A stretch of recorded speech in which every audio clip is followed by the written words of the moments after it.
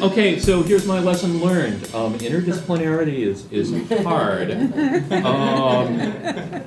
So, you know, just I want to qualify everything I say with, you know, what my background is. I'm trained as a computer scientist. I work in artificial intelligence, and that's going to color what I have to say necessarily, and it also means that some of my experiences may be more or less relevant to all of you, and I apologize for that. I especially apologize to those of you who aren't actually academics. So when I talk about realities of doing things within universities, you can read your email or something like that. Okay, so I come from a computer science background, and oh, okay. Oh, I'm sorry. Yes. Oh, don't worry. Okay. I feel so special now. Okay, so I'll talk about education first, then I'll be a little more abstract about research.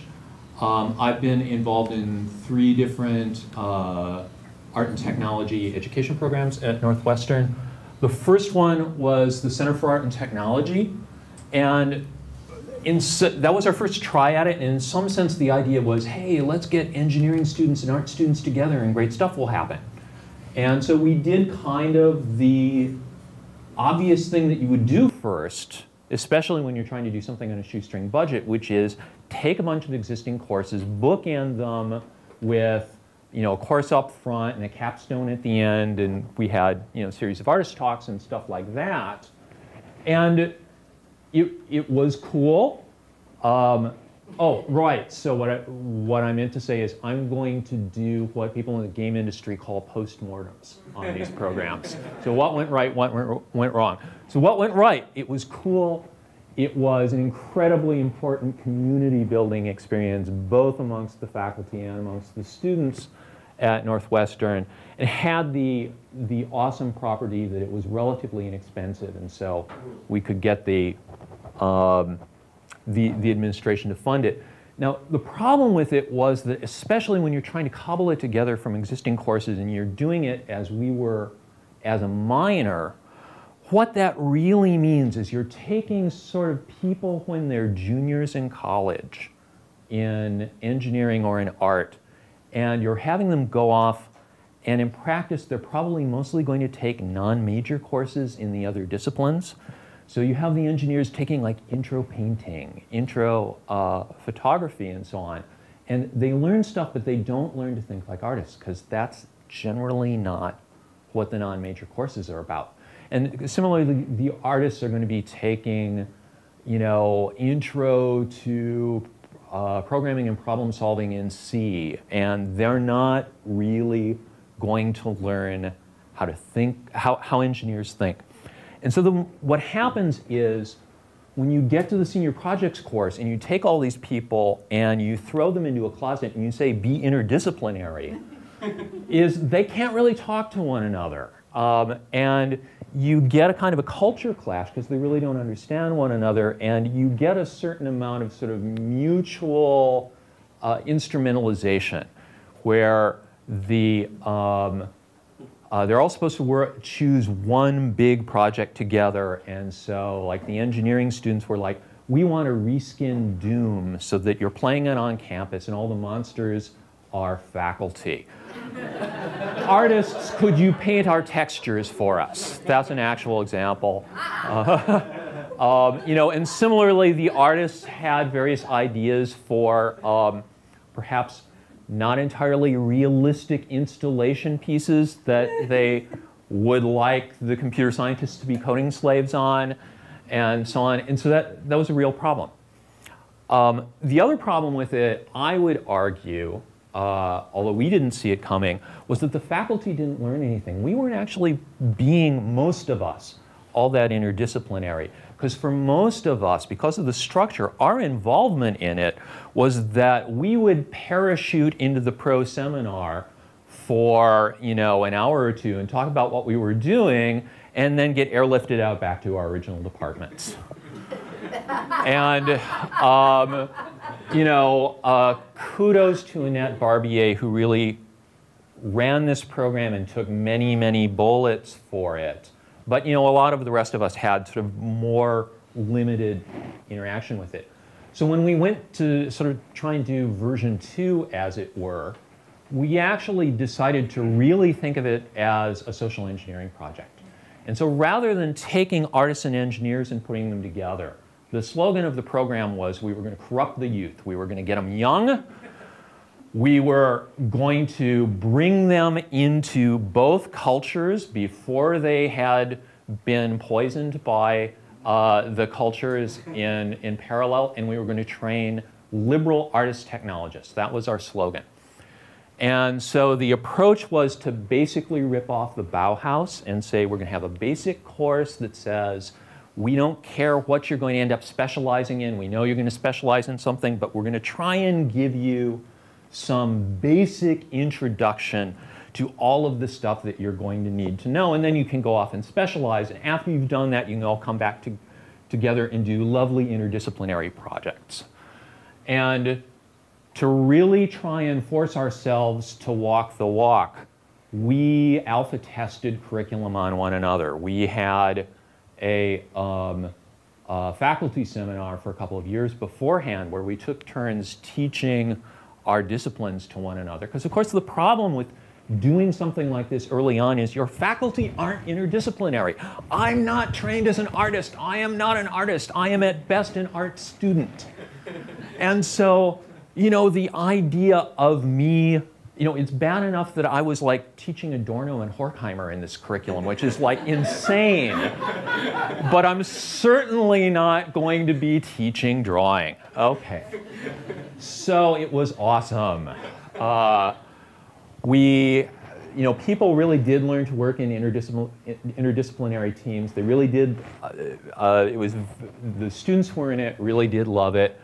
At the end of our first lecture and our first iteration of it, I was like, wow, I have women in my courses. And my co-director, Marlene Novak, who's an artist, was like, wow, I have men in my courses. That's awesome. And so it was great. But it's really expensive because the way we did this was we team taught everything. And, kudos to Northwestern for actually ponying up the money to let us team teach this 2-year curriculum, this basic course thing. But,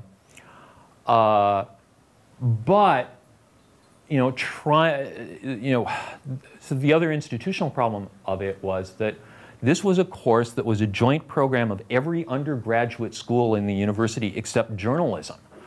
And so as director of it, every year, come budget time, I've got to get 4 different deans and 5 different department heads to all re-up. And so of course, sooner or later, that's not going to work out anymore. Someone's not going to re-up. And in fact, it ended up being my department head who digged his heels in and said he wasn't going to re-up. But, suffice it to say, I do really sort of believe in this model of having kind of an integrated curriculum. And to the extent that you can, the team teaching is really, really fantastic. So for time reasons, I'm not going to talk about this too much. Right at the moment, what we're actually sort of doing is a holding action where all these students came up to me and said, I want to major in animate arts. And I'm sorry, you can't. And so I got them to form a student group, which is, something. And it was actually kind of amazing because they sent the organizational message out for it the middle of the last week of class, saying we're going to have our organizational meeting in the middle of finals week, and they got 80 people. And Northwestern isn't that big a school. So that's pretty cool, and I'm optimistic about that. Okay, so I'm going to switch now to trying to talk about lessons learned from research. The problem with talking about that for me is that although I'm trying to be interdisciplinary, the actual work that I do, is about some very, very specific interdisciplinary thing, and I do want to try and be relevant to you. So I'm sorry, I'm going to go vague and abstract now. And sort of throw aphorisms at you, sorry. So the first one is that I want to advocate a problem-centered approach rather than a discipline-centered approach. That is, we should hold our allegiance to our problem and not to what our department wants us to do or what we were trained to do in graduate school. We should start with our problem and listen to it and let it tell us what we should be doing. Now that kind of seems obvious, but I just want to remind you that actually the path of least resistance, the easier thing to do is to say, I'm a computer scientist, but I'm interested in painting. Oh, I'll design a programming language for describing paintings. I'm being interdisciplinary.